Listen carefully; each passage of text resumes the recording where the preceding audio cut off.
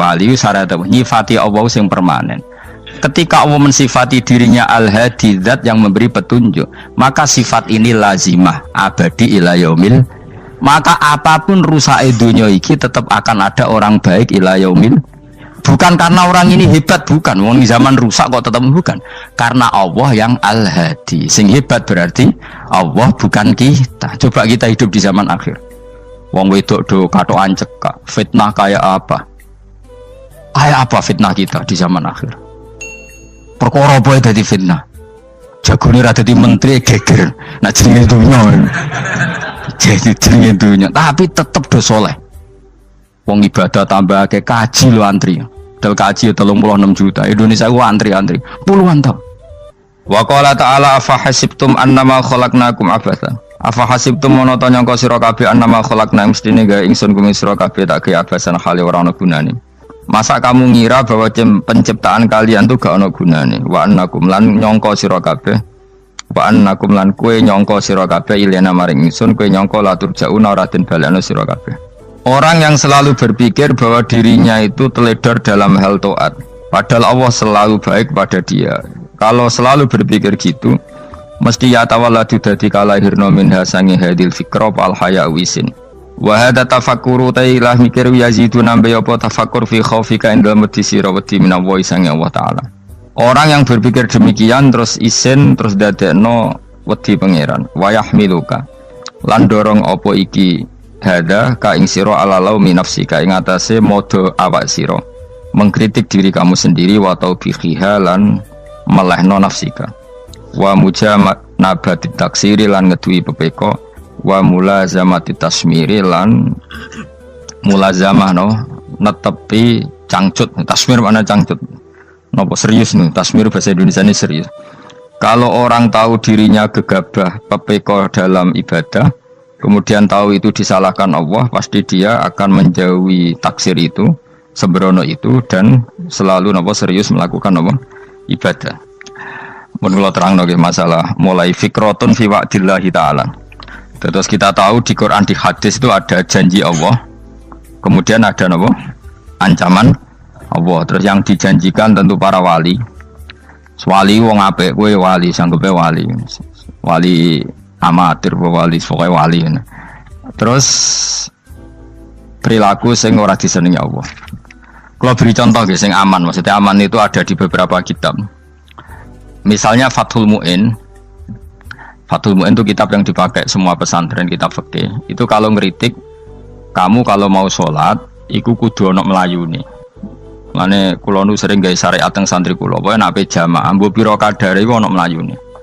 Guling-gilingan nak kowe iku serius. Kan yo ora lucu misalnya dipanggil kiaimu terus mlaku sewantai kan koyo wong ora peduli no. Nah, dawemu itu sederhana lagi contoh. Karena Allah itu mengkritik orang munafik yang kalau berangkat ke sholat tuh malas-malesan. Artinya fal kasal iku min sifatil munafikin. Malas-malesan adalah sifatnya orang munafik. Jadi kena ape sholat terus sampai angop terus rokoknya tindak nose sewantes. Nah, itu rontok. Rontok PKI, rontok munafik kenapa? Wah rontok. Mergo sifat itu sifat yang nopo munafik. Wa idza qamu ila sholati qamu kusala. Kalau mereka berangkat ke sholat itu secara malas-malesan. Nah kebalikannya orang baik itu wasari'u ila maghfirati rabbikum. Kalau ada sesuatu yang potensi menjadikan maghfirahnya Allah itu kesusu cepet-cepetan. Ngan rata-rata kiai nak melaku iku banter. Guling-gilingan nak menuju barang apik iku ketok serius. Nah kiai kok mlakune lon-lon kemungkinan nek ra di dhuwit ya ketuan. Ora pati iso ngaji jare sing anteng-anteng kuwi ana makonane, paham no? Sekali-kali nek ngaji pas marung ana tat ngaji mlayu nganti nabrak-nabrak wong. Iku insyaallah luwih keren apa? Tapi yo ngawur nganti nabrak-nabrak. Kalau cerita, jadi mulane kadang wong khusuk ora wali, Mas. Kowe nu angel dadi wali. Mergo nek ampe ngaji angop niku ora wali-wali. Mulane iki mareni terakhir iki mareni ya. Jadi tumak nina itu ada batasnya, enggak boleh tumak nina fil khairi. Kalau kebaikan kudu wasa riwono kesusun. Sebagian ayat kebaikan diredaksikan Allah fafirru ila wa firru ku melayu. Jadi kan apa ngaji kok lon-lon pe jamaah gak seru, kudu napa? melayu. Ono melayu nih, ono unsur cepet-cepet. Lan kadang wong anteng ra dadi wali-wali mereka kenemenen. Paham ya? Ini peringatan ke wong Solo mbek Jogja nih. Nah bab iki ape wong Madura. Tapi nak hadis la takhdab ape wong Solo mbek Jogja. Dadi kok plus minus apa? Madura soleh lah kandhani la takhdab itu paling abot. Aja gampang muring-muring. Paling abot. Lan kula di santri Madura kathah. Tak kandhani pantangane hadisnya Madura la takhdab. Mergo Madura paling susah nak disuruh menahan muring-muring. Nah wong Solo Jogja nak kon kesusu ra gelem. Ngalon-alon watur kelakon Muhammadan. Saiki jog ngaji dirubah no. Sing wong Jogja koyo Ruhin barang Melayu, sing wong Madura. Ora apa? Ora emosi. Jadi ya enggak apa-apa, memang kita tidak pernah sempurna. Nah, kula wong Pantura radi seneng misah wong Pantura niku. Mergo belah no. Tapi ini penting kula aturno, makanya ada ibadah yang Nabi itu tidak kesusu. Bahkan saking kesusunya Nabi itu pernah ada kejadian dan ini nggak bisa ditiru secara fikih. Saya ulang lagi ini nggak bisa ditiru secara fikih. Ada air itu kira-kira ya hanya sekitar 100 meter. Tapi saya ulang lagi ini nggak bisa ditiru secara fikih. Nabi itu tidak wudu, tapi tayamum yang dekat sama debu di dekat kamarnya Nabi. Itu riwayat yang memang nggak bisa ditiru tapi harus dibenarkan. Ketika Nabi ditanya, kenapa engkau tidak menuju air itu? Jadi, saya tidak yakin sampai air itu. Padahal saya kesusu nang suci. Jadi saking inginnya Nabi nang suci itu sudah yang dekat tayamum saya tayamum. Tapi saya ulang lagi ini nggak bisa ditiru secara fikih. Karena kamu tidak akan hadir kayak Nabi. Makanya ini tak peringatkan kamu kan tidak akan hadir. Meniru aku yang kira iso, meniru Nabi itu baru iso. Iso Gus nak nyuruh yang jajal mau kitab koyo aku nak melengkar kabeh. Jadi Nabi pernah ngalamin itu ya. Jadi itu enggak sampai 100 meter ada air. Mungkin enggak sampai 50 meter bahkan. Tapi Nabi itu pas panik. Mungkin saking hadirnya pada Allah ingin posisi suci. Itu tayamum. Ketika ditanya al-amru asra'u min dzalik. Urusan bisa lebih cepat timbang itu. Saya pernah ngalami seperti itu tapi tidak se ekstrim tayamum. Wudu pakai aqua, Jadi saya pernah di mobil, kemudian saya pas usul, mobil tak suruh berhenti terus saya wudu pakai air aqua. Padahal ya dekat masjid ya dekat. Karena kadang tadi kepanikannya orang-orang dekat Allah itu beda. Itu pokoknya butuh asro, butuh melakukan sesuatu yang cepat. Ada contoh lagi yang lebih ekstrim. Ada ulama punya baju dua, karena orang Arab kalau pakai pakaian kan celana terus sarung baru jubah. Makanya orang Arab itu biasa pakai lafaif berlapis-lapis pakaiannya. Ya pastinya pas kondisi ideal itu biasa lafaif. Ya kayak saya misalnya kan nggak pakai kaos karena orang priayi kan mesti pakai kaos baju. Cuma saya nggak pernah pakai jas, dianggap nganten malah repot. Kalau disungkan, kalau di jas kuatakan. Gara-gara dianggap kiai roto-roto nak ngaji kan aku jas. Karena jaluk kan nggung kiai. Wah bingung, bos ngekek iku niat sakake, Gus Bak ora jas ora kelar tuku tapi ya ora ro. Niate elek bape ya ora ro. Kemungkinane iku nganggep aku ora kelar tuku terus ngekeki. Itu berarti suudzon yang terlembagakan. Kemungkinane ya saking takzime wae kepengin kiai ini duwe jas. Utawa kemungkinane nih Gus Bak iku lomo ben dikekno wong ra jelas-jelas ya. Enggak ngerti dan ndak perlu dikonfirmasi ben supaya ngamal. Lah kiai ini lagi wudu, wong Arab lagi adus ning hammam. Hammam itu pokoknya di sini kan ana pemandian umum sekarang sama lah di. Pas di pemandian umum itu beliau ditugani santri nih, mulai dulu ya memang ada adat ya kalau kadang dia tindak itu di daerah santri nih. Aku ora ragam daerah Mustafa, lah mlakune gede malah loro kabeh. Jadi bandara itu sing roh terminal A1 ya aku, ndekne tiket ya aku lek derekno malah aku sing derekno akhirnya. Sembrono. Seloro kabeh diden. Opo ora ro. Swarga ya ora ro, dene sampeyan nak tuntun ya ora ro. Singkat cerita, si kiai tadi dengar fulan saya minta baju karena yang miskin ini di dalam kamar mandi itu mestinya ya udah. Kiai sudah di kamar mandi, itu bilang ke santrinya, "Cung, baju itu kasihkan satu sama yang minta tadi." Terus kata santrinya, "Ya Syekh, Halla badaan gosal tambok kamu jangan ke susu, kamu mandi dulu, engkau mandi dulu baru ngasih. Terus kata beliau, hati saya pas itu ingin ngasih. Setelah mandi saya selesai, mungkin hati saya sudah rubah, tidak ingin apa? Ngasih. Jadi cepat itu imma takut mati, sehingga kamu tidak sempat melakukan kebaikan. Wa imma takut rubah. Apa? Takut rubah. Kan iso wae pas adus karena mungkin lagi seneng-senenge kena banyu, lumo. Barang 200 medit. Kan yo ora roh. Wah nek pas lomo lakoni wae engko kan iso medit. Atau pas sampai lomo wis mati. Potensi jadi kita ini mengejar waktu mati dan mengejar berubahnya pikiran apa? Berubahnya apa? Pikiran. Pokoknya walhasil dalam semua kebaikan teksnya Quran itu fafirru ilallah, lari. Firor itu maknanya apa? Lari. Nah, itu yang saya minta lah. Jadi apa tradisi tertentu. Tapi memang tradisi tumak nina itu bagus. Saya hormat sama orang Jogja, Solo, Magelang itu hormat. Tradisi tumak nina itu bagus. Tapi kadang kenemen. Karena ada momen di mana kita harus ke susu, misalnya kebakaran kan ke susu. Kalau takut kebakaran sehingga kita harus ke susu, apalagi ini kebakaran rokok, spring, itu lari. Ya, jadi ini kita harus fair. Makanya guling-gilingan. Saya tuh kalau manggil santri kok kurang lari itu tak marahin. Bukan karena saya ingin bikin syariat. Kalau mau jamaah gitu, sa'i samu kudu mlakune iku beda. Makanya sa'i itu kan maknanya melaku kecil. Itu hebatnya Islam. Tawaf itu kan yang 3 kali pertama itu disuruh romal itu lari-lari apa? Kecil. Sa'i juga sama. Itu guling-gilingan, kita ndak boleh sowan pangeran dingin-dingin saja. Emang kalau loh. Cara pangeran terus ana wong tawaf mlaku mbek angop terus santai. Iku bangune apa ibadah. Kangen aku ta ora kok saenake dhewe. Nek melayu kan seru. Apa? Senajan wis ketemu pangeran Gusti paringi sugih wis ngono lah pokoke. Ya ora kurang ajar melayu ku susu jebule jaluk ya apa? Sugih. Ya eling-eling ya. Jadi ini kula suwun lah. Tapi ora 100 gebut mlaku 120 iku ngawur nek iku. Pokoknya ana kesusune lah. Entah berapa kadarnya itu ana. Mergo istilah pangeran apa wasari'u bergegas lah. Ya apa? Makanya Nabi dulu pinternya gitu. Ada Bani Sulaim, Bani Ghifar itu punya adat tumak nina. Itu sama Nabi dipuji.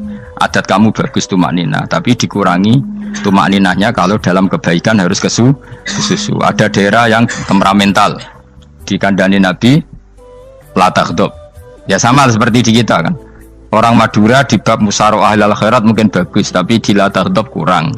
Orang Solo, Jogja di tumak nina bagus, tapi di musyawarah kurang. Jadi makanya ini barokahnya ngaji ya dirubah sidik-sidik. Maksudnya yang plus minusnya itu dirubah. Karena saya belum pernah menemukan tag orang baik itu diredaksikan tenang, tapi semuanya redaksinya apa?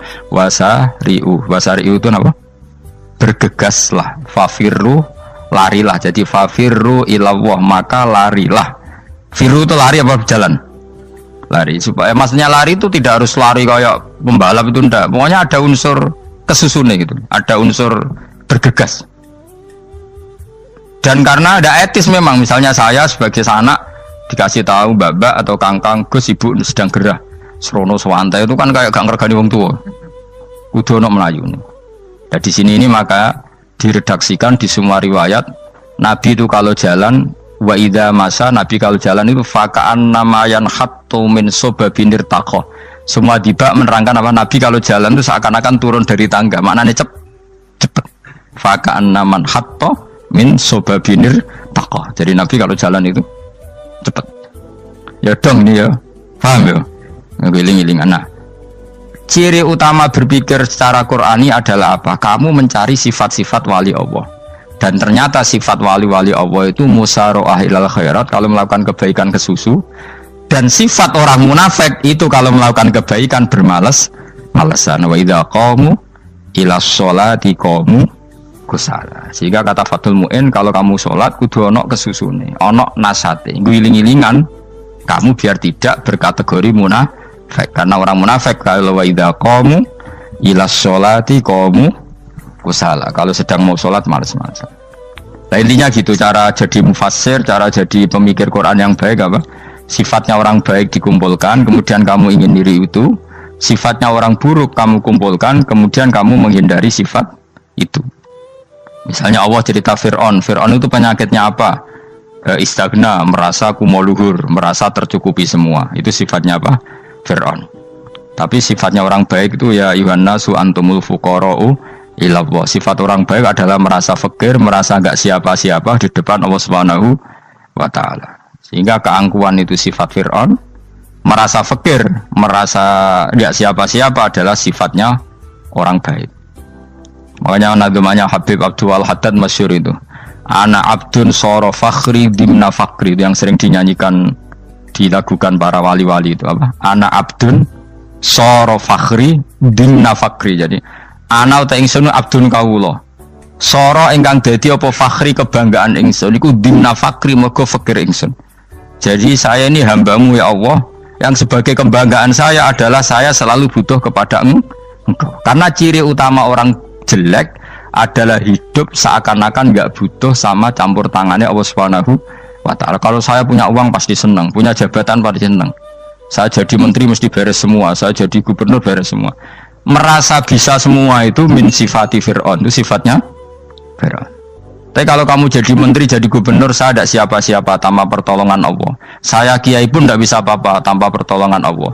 Saya orang baik pun tidak mesti dijamin baik terus tanpa pertolongan Allah. Sehingga selalu la haula wala quwata illa billah. Saya bisa menghindari maksiat ya karena Allah, bisa melakukan taat juga karena Allah. Nah, orang yang seperti ini itu jenis ana abdun soro fakhri dimna fakri. Saya ini adalah hamba yang menjadi kebanggaanku adalah karena saya selalu fakir, selalu butuh kepada Engkau. Ini penting kalau terangkan, jadi supaya orang terbiasa. Man kalau seneng ngaji ini paling seneng. Kenapa saya ngaji seneng? Karena tadi kebaikannya Allah, nikmatnya Allah saya omongkan. Sehingga dengar orang banyak bahwa Allah itu baik, Allah itu zat yang kita tuju, Allahu Somad. Jadi kalau saya jadi wali karena di kamar 40 dino, paling terkenal wali, terus wong salam template jadi ngono. Terus untung aku ora untung blas. Lan cara bapak wali be ulama iku mulya ulama. Wali iku nak terkenal wali paling banter wong sowan nggo gula, sing untung ndekne. Tapi kalau ulama menerangkan kebaikan, orang dengar semua, akhirnya Islam menjadi siar. Mana bodoh-bodoh tadi wali ulama ambek wali ku ya dhuwur ulama. Mbok ambek kuwe dhuwur kuwe mergo ora ono makome dadi. Terbangem kan cepet kaya kapuk tapi cebloke tok laut. Wong nek ora di makom iku kaya kapuk. Terbangnya cepet tapi gak tahu jatuhnya di mana. Dieling-eling ya, dados kula suwun sanget. Selama ini adat kita buruk. Nak nyongko anteng apik juga anteng fil khairat. Ketika kebaikan pun respon kita anteng, tidak boleh. Dalam kebaikan harus musaroah, harus apa? Musaroah. Musaroah itu kesusu. Nah itu makanya filosofinya apa? Kalau tawaf pertama juga kon cepet. Sa'i namanya ya sa'i. Sa'i maknanya apa? Lari-lari kecil. Jadi kalau bahasa Arab itu masya yamsi masyan itu jalan biasa. Kalau sa'a yas'a sa'yan itu jalan agak lari. Makanya darani sa'i. Kau oleh sa'i kok leha-leha ora oleh. Tapi aja terus numpak skuter balapan yo aja. Mulai bingung mbek wong saiki. Wong sepuh numpak skuter pantes. Saiki sing nom-nom lah do numpak skuter. Terus nek sing wengkek pasangan suami istri skuteran pun tuaf. Aku wis kodho malaikat ing barno aja tampa. Mangkel wong. Lagi ini sing hafal Quran ngalim diselipi ya perkara ade kono aku skuter aduh maten. Ijek enom nak tuwek tak malu. Ijek enom kan. Iku wajib mbok pasutno kan. Pasute wong fikir mandi yakin. Wah, nak yo terlalu senajan tosah yo tapi terlalu ijek enom. Padahal kebualah pan sruwet Mas. Iya karepe Arab Saudi ngono dolen. Cara kula penguasa Arab sing tuwek tok mati tak oleh sing nom-nom tutuki ngono. Tapi yo pancen yo sanak saya sekedar sasa. Tapi yo terlalu. Mosok sowan pangeran nganggo skuter muter. Aduh. Nah, sembrono. Yo coba lakoni yo awas yo. Kecuali wis tuwek mati wis ngono. Tuwek tok rame mati yo aja. Aneh-aneh. Ya maksudnya kesusu orang ngono iku. Tok budi wae. Wa minha anta tafakkar nggih. Eleng-eleng nggih, pokoke wau nggih napa sifatnya orang baik yang di Quran itu kita pelajari, lalu kita tiru. Misalnya sifatnya orang baik termasuk apa itu? Ala inna auliya Allahi la khaufun alaihim wa lahum Tidak pernah punya rasa takut, rasa gelisah itu harus kita tiru. Karena kalau kita punya rasa gelisah itu biasanya lama-lama agak ridho, bek kodok, kodar. Itu kudu ceria. Lu kalau sebagai manusia sering susah, tapi saya paksa, susah itu saya hilangkan. Karena kalau saya rasakan susah terus, lama-lama saya agak ridho, bek kodok, kodar. Makanya saya paksa, seneng tak paksa. Sesuai kulino. Nganti kalau saat ini kira iso susah. Di murid kira jelas sudah iso susah. Sangking apa? Nah kiai kan susah. Aku di murid wae Gus, tua kita air serah jelas. Goblok cara aku kiai ngono. Ora usah ngono. Zaman akhir ana wong ngaji go kitab wis hebat. Ana ngrungokno ngaji wis hebat. Ana ora paham tekone majelis wis hebat. Lah nek paham teko kan wajar, kira paham kok teko kan luar biasa. Nak ana penikmat ngaji paham biasa. Ini enggak paham kok teko. Wae guyu iso. Wae hebat itu, hebat. Hebat. Nah ana menteri dilantik guyu wajar. Lho ora menteri ra kok guyu. Iku kemungkinane loro, saking waline saking gedeng iki semua. Pokoke seneng ibadah. Mergo sifate wali iku la khaufun alaihim walam, ndak ada rasa takut, ndak ada rasa susah. Lho kula sebagai manusia kadang ya khawatir. So anakku nasibe piye, putuku nasibe piye. Tapi aku anggereling saya ada ya karena Allah. Dan saya punya rezeki karena Allah. Orang lain di sana banyak orang kaya, padahal gak anakku. Berarti yang menciptakan kaya itu tidak saya. Buktinya orang lain yang gak anak kita kaya banyak, sukses banyak. Kenapa kita menjadi seakan-akan pelaku sejarah? Kadang orang kan berpikir, ya akhirnya orang mesti maslahat ke kamu. Pas minta itu karena tomak kamu, hagun nafsi kamu, serakah kamu, tapi nggak tahu diri, pantas taura dengan permintaan. Kalau gue misalnya dulu mau jadi wali, ini soalnya tersinggung, bocor atau tirakat atau jalur jadi wali. Tapi gak dulu ya Allah tersinggung, kira tahu dulu. Jadi orang kalau tidak wali itu sudah keliru terus. Jadi bukan di sepuro, tapi tak kira itu ada. Jajal gitu kalau wali kok sabtu kok dirjilan. Kira-kira Allah tersinggung ngapa nyembah? Kira-kira tersinggung. Tapi misalnya kira tahu dulu mau kepengen kau Imam Syafi'i, Allah tersinggung. Bocah ora di idola. Terus ikut.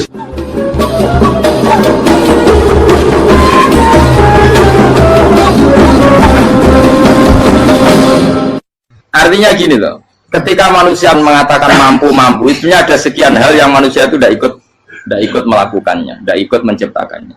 Misalnya kue nyupir, supirana enak, punya pengalaman, tidak kecelakaan karena apa? Nyupir kue enak, mobilku normal, mobilmu normal lah, atau wabrak mobil ya mabuk gak.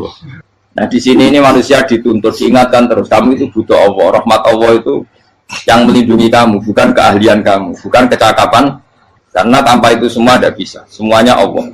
Ya, tapi manusia tadi gara-gara misalnya tadi mobilnya normal, dia punya keahlian nyupir, terus mengklaim kalau keselamatan dia itu karena hati-hatinya dia, karena mobilnya normal. Padahal ada sekian catatan yang menjadikan dia selamat dan semuanya itu kudrahnya Allah Subhanahu wa Ta'ala. Misalnya gak ditabrak wong mabuk, gak ono gempa, gak ono bumi merekah. Misalnya kita pintar nyupir lah terus bumi mangap terus kita templung nggak apa-apa. Pemenang daerah-daerah kayak ya rasa tak sebut nomor orang. Kira tahu muka siapa yo, bener mari tak sebut nomor yang ngeri. Intinya Indonesia ora aman, tapi kita tenang aja satunya ora aman kabeh, ora sing aman. Ora usah kuwatir likuifaksi, ora usah kuwatir meteor jatuh, kabeh ya potensi, no? Potensi semua. Sehingga ini sedikit saya ijazahkan. Suatu saat kata Rasulullah, saya yang Mu'ad melihat kamu hanya sejengkal di depan para ulama ketika nanti di akhirat. Terus Mu'ad tanya, Rasulullah tanya, kenapa kamu hanya satu jengkal dengan derajatnya para ulama ketika sowan Allah? Terus jawabnya Mu'ad, kamu punya amal apa? Terus jawabnya Mu'ad, ya Rasulullah, saya tidak pernah melangkahkan satu kaki, kecuali saya tidak pernah yakin apa bisa melangkahkan kaki yang satunya. Dan saya tidak pernah mengunyah satu makanan, kecuali saya juga tidak pernah yakin apa bisa menelannya. Dan saya tidak pernah bernafas satu nafas kecuali saya tidak yakin apa bisa nafas berikutnya. Saking dia tergantung ta'aluk semuanya sama kudrahnya Allah Subhanahu wa Ta'ala. Kalau kita ini kan sok. Kalau makanan sudah di depannya kayak pasti bisa makan. Kalau dia sudah sehat jalan seakan-akan pasti bisa meneruskan. Padahal 0, sekian detik gue melaku dihantam mobil ya selesai. Misalnya stroke ya selesai, tidak bisa jalan. Sehingga para wali-walinya Allah itu orang yang fi lahzatin min lahadzati, setiap kedipan dia, setiap perilaku dia itu hanya ta'alluq ambil Allah Subhanahu wa ta'ala. Itu yang disebut ya ayyuhan nasu antumul fuqara'u ila. Nah, kemudian resiko makom ini, ya semua makom tak ada resikonya. Resiko makom ini itu biasanya dia lupa doa. Kenapa lupa doa? Karena doa itu terdefinisikan. Tak wari ilmu hakik harus rumakno, wis ra paham lah tak ulangno. Ya resiko ilmu saya ingatkannya. Ilmu itu kan ada dua. Ada ilmu yang karena didefinisikan. Dan itu akhirnya menjadi masalah. Sebenarnya ilmu itu tidak perlu definisi. Kedua, ilmu yang kita rasakan. Misalnya gini, kalau sama saya tanya, kamu pernah nggak minta jadi punya uang banyak? Nggak tanya, pernah nggak minta? Terus artinya minta itu apa? Terus kita mendefinisikan, menengadahkan tangan, bilang ya Allah, saya minta uang banyak, saya minta ingin beli mobil. Itu namanya apa? Tidak jauh saja. Doa kan? Itu kesalahan kita. Kesalahan kita mendefinisikan doa itu, misalnya menengadahkan tangan dan memohon dan menyebutkan permohonannya itu terus disebut doa.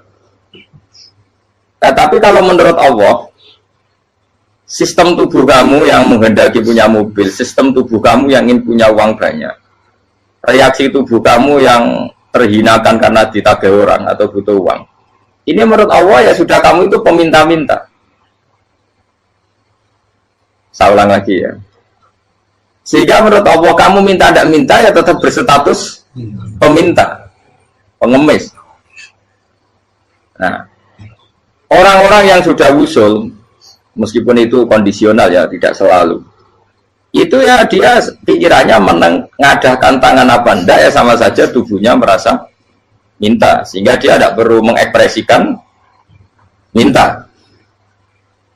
Nah, terus orang yang fikih bilang seperti itu tuh sombong, wong kok gak tahu dungo. Sebetulnya keliru vonis orang fikih. Bagaimana mungkin dikatakan sombong? Dia reaksi tubuhnya, elemen tubuhnya sebetulnya meminta. Dia tidak berkategori meminta karena ilmu kadung didefinisikan kalau minta itu yang seperti ini. Itu kan lama. Nanti kalau suatu saat Indonesia yang kuasa itu terlalu NU atau terlalu yang tidak NU, lama-lama ada definisi. Misalnya yang dikatakan tahlilan itu apa? Ya bid'ah, Nabi tidak pernah tahlilan. Sahabat tidak pernah nahlilin Nabi. Malah nanya kaji Nabi jadi tahlil. Mana nih tahlilan jalukno sepuro mayit, kaji Nabi jalukno sepuro. Sehingga dengan tradisi itu tahlil itu masuk definisi bid'ah. Karena nggak pernah dilakukan sahabat dan para tabi'in. Ya salahnya kamu definisikan. Tapi kalau udah kamu definisikan, diarani tahlil, ya mau la ilaha illallah. Terus mungkinkah satu bacaan la ilaha illallah dilarang? Wong ra oleh maca kalimat tauhid. Jadi misalnya tahlil itu nafatno kalimat tauhid. Oke, toh orang ora iso dilarang tapi nak tahlil itu mitung dinani mayit kaya budo, samane kriminal. Enak. Ya sudah seperti itu. Makanya banyak orang salah itu karena ilmu kadung didefinisikan. Nah, definisi itu sebenarnya tidak mengikat dalam banyak hal. Ini penting saya utarakan. Ya karena seperti itu. Makanya itu masalah-masalah besar antara kita dan firqah-firqah yang lain, masalah ahli sunnah, terus masalah yang lain-lain. Memang ya sudah seperti itu. Ya saya ulang lagi ya. Ketika Nabi Ibrahim mau dibakar Namrud, itu masyhur cerita itu. Dan kemudian jadi Nabi namanya Habib Syahid.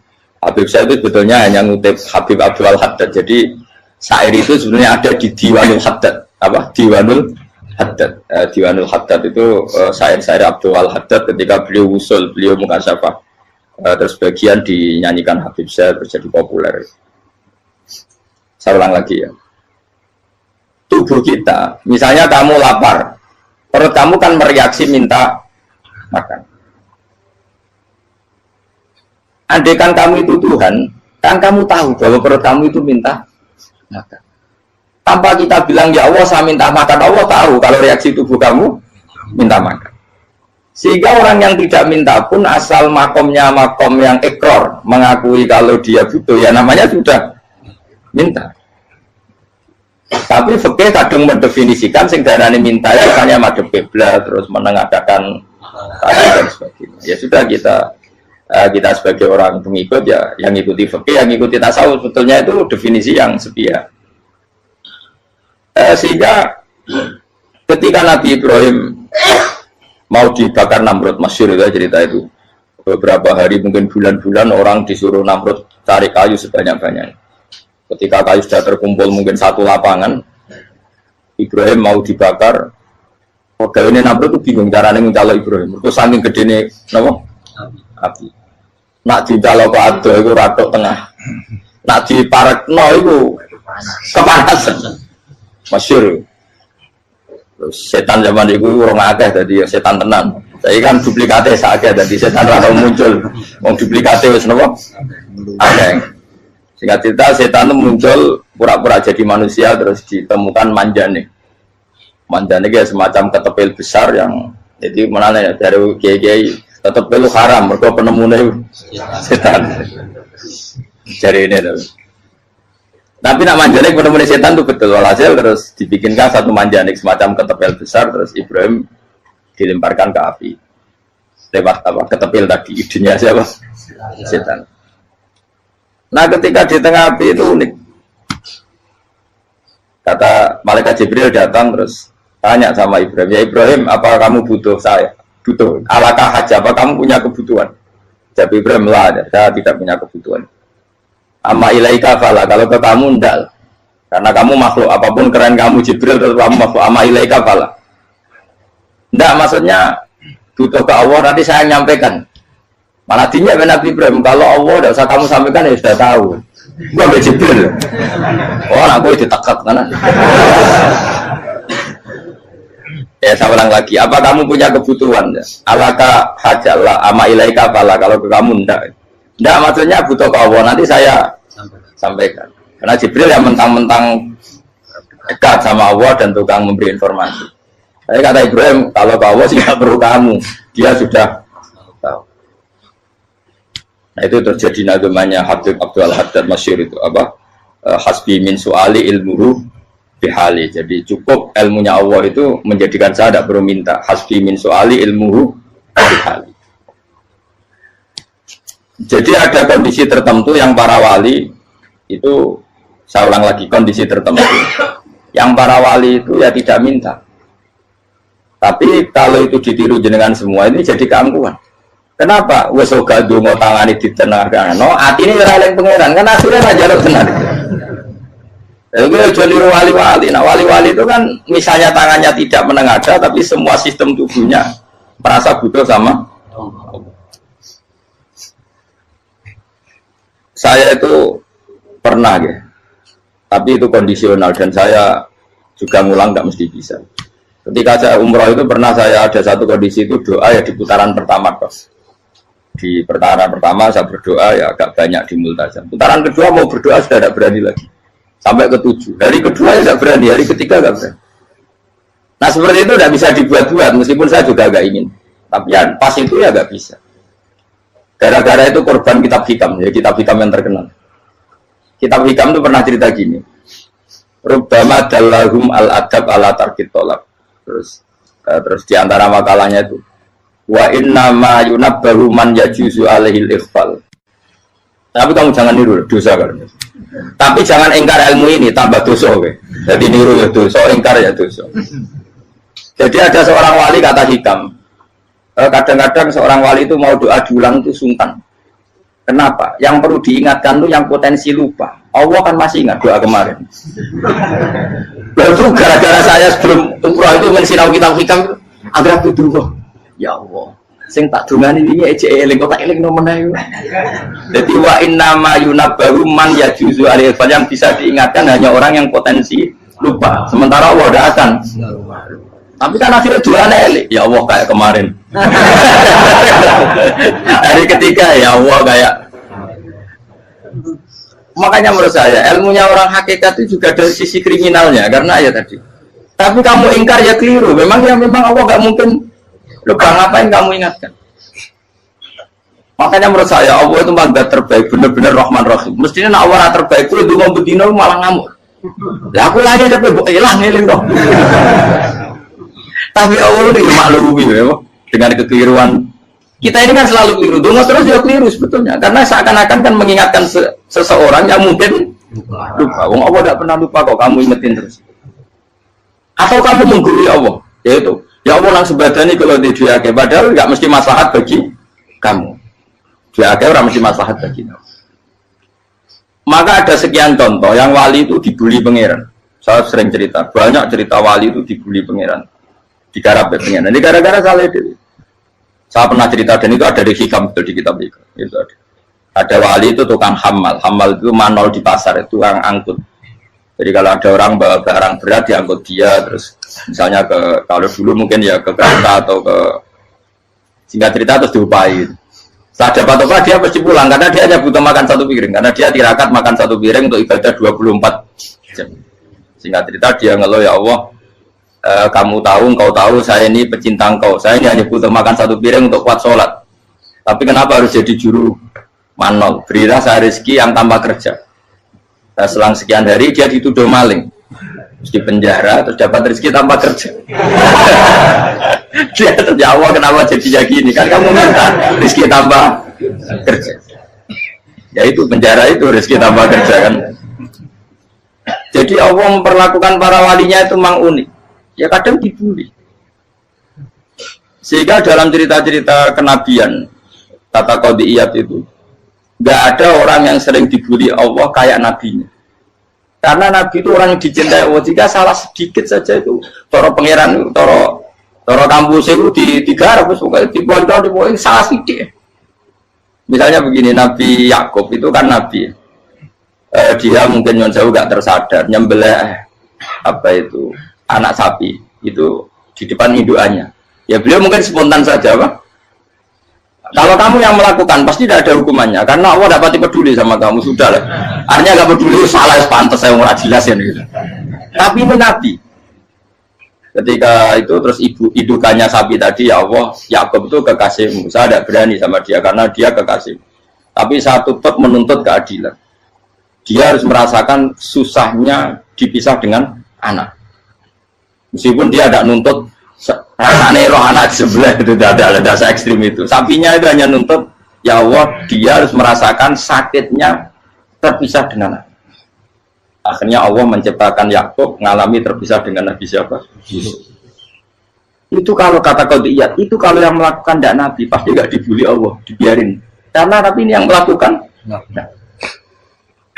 Terus ini Nabi Yusuf lagi malah rasa daftar wali berat. Nabi Yusuf itu di penjara itu karena terdolimi apa karena memang dia salah? Terdolimi. Dan Nabi Yusuf itu Nabi. Nabi Yusuf itu Nabi. Nabi betul memang benar-benar. Meskipun ganteng dia Nabi.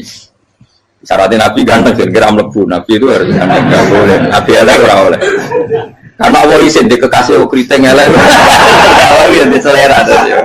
Kabeh Nabi mesti yang paling ganteng di kaumnya. Yang paling nasab. Enggak boleh Nabi kok pesek, keriting, enggak boleh. Tapi kalau sudah jadi orang soleh boleh kan. Tapi kalau Nabi enggak boleh. Nabi Yusuf bukan. Masyhur kan cerita Nabi Yusuf dengan siapa? Zulaikha. Dan belum ada orang dalam keadaan darurat masih cerdas kayak perempuan. Jadi singkat cerita, ketika Yusuf diajak Zulaikha selingkuh enggak mau kan keluar dari kamar. Delalah kebetulan wa alfaya sayyidah Rajal. Itu si Zulaikha tadi spontan langsung bilang, wahai suamiku, apa hukuman orang yang ingin menodai keluargamu? Itu wong wedok. Padahal dia agak terencana, dia pun nggak bayangkan kepergok suaminya. Itu dalam keadaan kepergok itu masih cerdas. Suamiku, apa hukuman orang yang mau menyelingkuhi keluarga Anda? Singkat cerita suaminya murka, terus Yusuf di penjara, terdolimi. Ketika di penjara, kemudian Yusuf punya keahlian mentakwil apa? Mimpi. Kan tadi suaminya Zulaikha itu tidak sampai raja ya, kira-kira PM atau menteri. Raja itu punya mimpi yang bisa nakwil itu hanya Yusuf. Singkat cerita terus utusan raja datang ke Yusuf dan takwilan Yusuf terbukti benar. Tapi Yusuf ini seorang nabi, saya ulang lagi Yusuf seorang nabi dia tapi ya manusia. Bilang gini ke utusannya, coba bilangkan ke raja kamu di penjara ini ada orang yang di penjara secara terzalimi yaitu saya. Tolong laporkan ke majikan. Itu Allah tersinggungnya itu bukan main. Nabi kok lapor makhluk. Itu tersinggung. Nah, aku kan gak piye. Ngajak proposal ya ora piye-piye. Wis pokoke Allah mek kuwi ora piye-piye wis. Wong sampean swargane ya ora langsung wae ngono. Pokoke kira-kira kan sudah enggak perlu ditegur. Makanya fa'an sawi syaitanu dzikra rabbi fala bisa fi sijni bid'asi. Maka Allah mentakdirkan utusan raja tadi itu lupa melaporkan peristiwa Yusuf ke raja tadi. Sehingga raja nggak pernah dengar kalau ada orang di penjara karena Allah tersinggung. Wong kowe ku nabi kok lapore ambek penguasa. Ngono tok iku wis Allah tersinggung. Karena dia nabi, nggak boleh nabi lapor makhluk. Jadi Allah itu dengan nabi itu sangat-sangat sensitif. Sangat-sangat sensitif. Ya begitu. Terus kita terkenal, meskipun ini nggak ada di Quran, Nabi Musa. Nabi Musa itu pernah sakit gigi. Karena dia mentang-mentang kalimullah, orang yang sering komunikasi dengan Allah, minta ya Allah, tolong tunjukkan obat gigi saya itu apa. Singkat ini sama Allah dikasih tahu.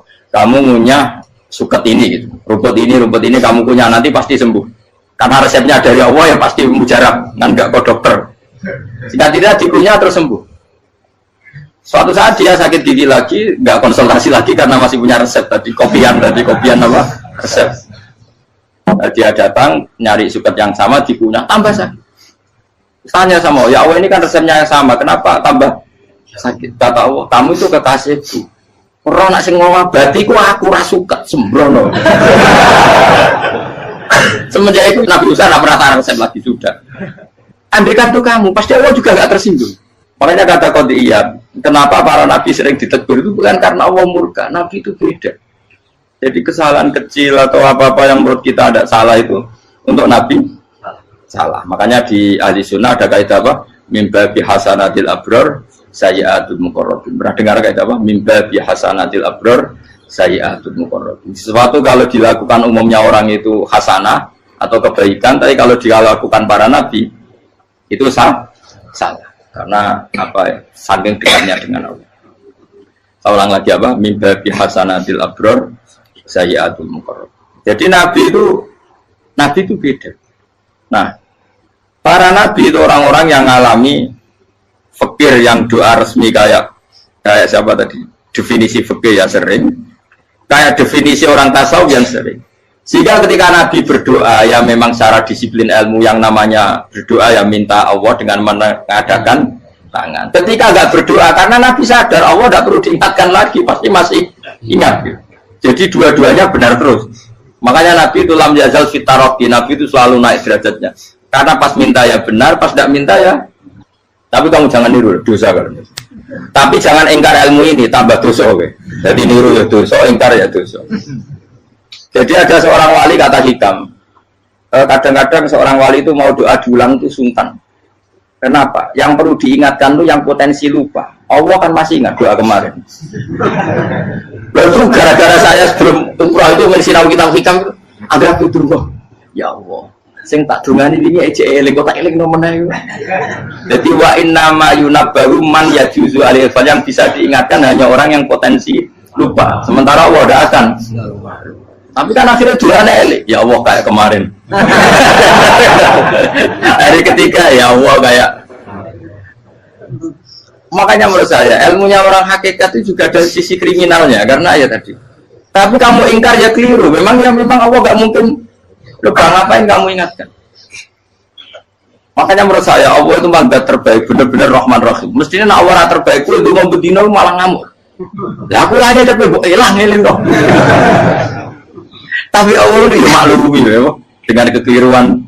Kita ini kan selalu keliru, dulu terus ya keliru sebetulnya. Karena seakan-akan kan mengingatkan seseorang yang mungkin lupa. Wong Allah tidak pernah lupa kok, kamu ingetin terus. Atau kamu menggurui Allah, yaitu ya Allah langsung badani kalau di diake, padahal nggak mesti maslahat bagi kamu. Diake orang mesti maslahat bagi kamu. Kalau kamu turun terus, pas minta itu karena tomak kamu, hadun nafsi kamu, serakah kamu, tapi nggak tahu diri pantas taura dengan permintaan. Kalau gue misalnya dungo dia jadi wali, iso Allah tersinggung, bocor atau tirakat atau dia harus jadi wali. Tapi gak dongo ya Allah tersinggung. Kira ora tau dongo. Jadi orang kalau dakwah ini sudah keliru terus. Jadi gue di sepuro, tapi tak kira itu akeh. Ya jajal gitu kalau wali kok sabtu kok dirjilan. Kira-kira Allah tersinggung ngapa nyembah? Kira-kira tersinggung. Tapi misalnya kira tahu dongo kok pengen kau Imam Syafi'i, Allah tersinggung. Bocah ora di dola. Nah, terus dia kadang salah biasa wes. Terus bakat salah no. Bakat salah. Ini dongane sing gampang itu mesti bener. Rabbana dzalamna anfusana wa lam taghfir lana wa tarhamna lanakunanna minal khasirin. Tak pernah punya kitab dan kitab itu menurut saya luar biasa. Bahkan ketika adu bully itu, adu cara mahasiswa itu kayak pelonconan itu. Nabi sama Nabi pengiran gitu dan itu sekali yang satu salah melakukan disiplin ilmu sampai pengiran itu degradasi. Dan Allah memang mengancam gitu. Kalau kamu melanggar ini, la biton namin diwani nubuah. Nanti la amkuan namin diwani nubuah. Kamu saya hapus dari buku kenabian. Tes-tesannya ya lucu, biasanya begini. Kata Nabi Musa kan ditanya. Ketika dia khutbah ditanya orang, siapa orang paling alim ya Nabi Allah? Sekarang orang paling alim itu siapa? Nabi Musa jawab, saya kan. Ya itu Allah tersinggung karena wong kok boleh telepon.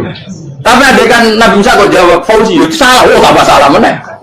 Atau enggak Prugen, malah salah meneh. Tapi jawab Musa ya salah. Saya Gusti, saya kan. Orang paling alim siapa? Saya. Allah memperingatkan Musa, ada seseorang yang lebih alim ketimbang kamu. Coba kamu harus ketemu dia. Ketemu dengan cerita ketemu Nabi siapa? Khidir. Terus dalam 3 sesi ini, 3 babak ini buli-bulian. Nabi Khidir itu dalam 3 babak ini selalu kelihatan salah. Di antaranya adalah cara sekarang ya mungkin di gonjak sepeda motor atau perahu kalau dulu yang menggratisi dia numpangi sepeda motor malah spionnya dicopot gitu. Spionnya dicopot, dirusak. Tapi Musa kan sudah digratisin malah rusak yang motornya yang apa? Menggratisin. Nabi Khidir masih tenang. Kamu tidak paham. Ya, Nabi Khidir mesti tidak kamu tidak paham. Itu kata surahul hadis termasuk Ibnu Hajar al-Asqalani bilang ini. Setelah itu kedua membunuh anak kecil. Musa tambah marah. Anak yang belum punya dosa kok kamu sampai 3 kali ada 3 peristiwa. Itu kata surahul hadis. Andai kan Musa kok diam tidak protes, maka dia akan disalahkan Allah. Karena dia berarti membiarkan kemungkaran di depan matanya tanpa reaksi.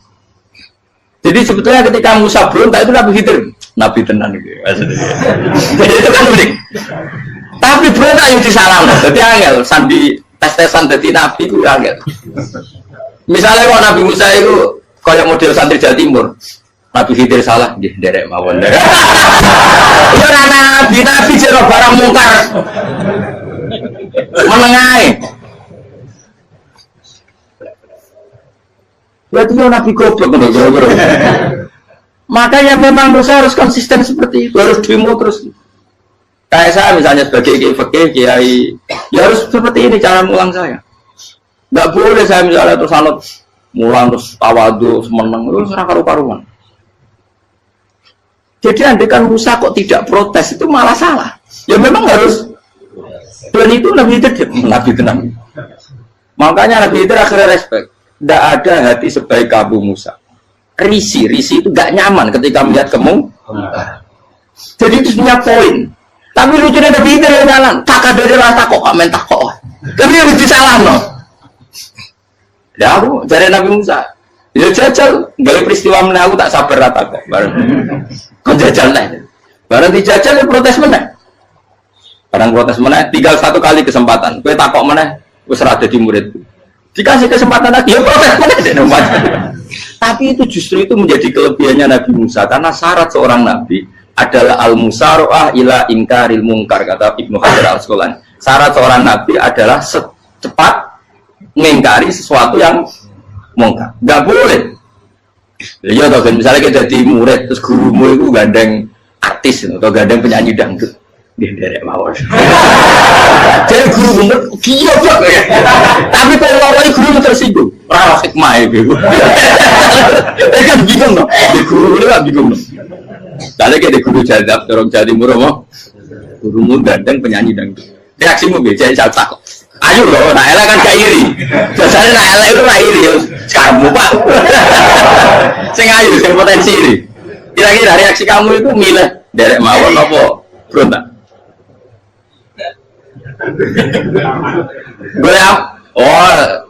Nak gurumu wong alim, mesti nak pasti meneng. Muridku giyo, tidak sensitif. Roh barang mungkar dilakukan di depannya kok tidak reaksi, tidak protes, gebet tenang. Tapi lucunya guru mau nak protes, gak luwe akhlak. Guru lagi senengnya kok oleh. Nah Nabi itu kan buli-bulian. Jadi Nabi Khidir dengan Nabi Musa itu tepat-tepat. Karena dua orang ini sama-sama kekasih Allah. Itu Nabi Musa justru barokahnya itu dia tidak pernah kelasmennya di bawah Nabi Khidir. Semua ulama sepakat kelasmennya Musa tetap di atas Nabi Khidir. Sehingga yang berlakunya tetap ilmunya Nabi Musa, bahwa membunuh anak kecil tidak boleh, merusak perahu milik orang lain tidak boleh. Karena Allah tetap lebih respect dengan ilmunya Nabi Musa. Nabi Khidir tetap ilmunya nggak dipakai, meskipun dia disebut hakikat. Karena ilmunya Nabi Khidir ngani ngoyo, wong ape mutus kok ngenteni nginceng loh mahfud, lah sing iso iku sapa? Barang ra mungkin kok. Makanya Nabi Khidir terakhir menutup kalimatnya wa ma fa'altuhu an amri. Dari kata ilmu lam tasdi alaihi sob. Aku dhewe nglakoni iki ya ora roh, wis ditakdir nglakoni ngene wae. Dadi Nabi Khidir ora paham. Jadi wa ma fa'altu an amri itu akhir kira-kira artinya saya sendiri tidak melakukan ini karena inspirasi saya sendiri atau keputusan saya sendiri. Tahu-tahu saya ditakdir melakukan. Karena pas itu Nabi Khidir disetting semuanya dengan ilmu hakikat, yaitu bayi tadi memang kutiba kafiron, kutiba kenapa? Kafiron. Memang dia nanti kalau umur nganti tua ditakdir mati kafir. Daripada mati kafir nanti, ya sudah mati sekarang. Tapi nggak mungkin kan ada syariat daripada soben beling mata ini kecil. Orang syariat tetap ikut Nabi Musa. Makanya kata Ibnu Hajar Al-Asqalani itu uniknya Allah sama para wali-walinya. Wali itu kelirullah, itu tetap disenangi pengen. Terus pengenan nabi-nabi ini kecil-kecil kan, juga pasti nak wong. Terus keempat kan. Tadi kan saya punya contoh 3, ini contoh keempat, ini terakhir. Akhirnya kok ilmu merah cukup, tetap malah bingung nggak. Nabi itu minggat, itu boleh tidak? Tanpa pamit, minggat itu pergi nggak pamit, itu boleh tidak? Tidak boleh. Rasulullah meskipun kayak apa disakiti di Mekah itu tidak pernah minggat, tidak pernah hijrah. Saya ulang lagi, karena butuh izin. Tapi Allah pernah punya kekasih, yaitu Nabi Yunus. Nabi siapa? Yunus. Itu Quran meredaksikan ya abako itu terjemahnya apa? Minggat. Kalau pergi itu tidak ada. Tapi ini Allah meredaksikan itu abako itu ya minggat. Nabi Yunus itu dakwah di daerah Nainua. Nainua itu ya Babylon sana. Kampungnya namanya Nainua. Ya daerah Babylon. Babylon itu kalau di geografis modern ikut Irak. Ikut mana? Irak. Jadi Kufa, Basra, Babylon. Terus siapa itu yang mengalahkan pasukan Yahudi dulu itu Buktanasor, Bukat Nasir itu ikut mana? Babylon, apa? Babylon. Bama unsila alal malaka ini di Babila Harutama. Makanya kalau ulama-ulama melihat Irak kacau sampai sekarang itu tidak kaget. Irak itu ardun mal'unah kalau di kitab-kitab. Bumi yang memang sudah terlaknati mulai dulu. Sehingga ketika ada kasus Saddam Hussein sekarang itu ulama tidak kaget. Zaman Rasulullah Sugeng itu Irak itu termasuk sudah bumi yang guna keazalah. Jadi di sana pasti banyak fitnah. Fitnah pertama yang dicatat sejarah adalah Mautul Husain, apa? Kabudutnya Said siapa? Husain di Karbala. Era Imam Syafi'i adalah zaman mifnah, ulama dibantai karena dipaksa mengatakan Quran apa? Makhluk. Terus konflik-konflik sampai era Saddam Hussein terus era sekarang jadi. Nah kita ini ulama sebenarnya tahu tarikh itu. Tapi di era modern kan dianalisis karena campur tangan ini itu ya sudah lah. Sebab goblok pun daripada ngebantah-bantah malah ragam. Ibu goblok, ibu pintar. Sekarang kan analisisnya kan, wah ini ada campur tangan pihak ketiga diciptakan nih saunu ini. Ya kalau intelijen harus ngomong seperti itu. Kalau kita seperti ulama memang dari dulu dicap Nabi hunalika az-zalazil wal fitan. Saya teruskan. Nabi Yunus itu dakwai kaumnya itu lama sekali dan tidak iman. Nah semua nabi kalau kaumnya tidak iman itu diberi hak Allah ngancam akan adanya adab apa? Ngancam akan adanya adab. Nabi Yunus ngomong gitu terusin. nanti kalau kamu udah iman, lu pasti kena azab. Anggap saja dia ngancam gitu sudah berbulan-bulan. Singkat cerita, azab baru tinggal 3 hari lagi. Ayo nang iman, tinggal 3 hari lagi.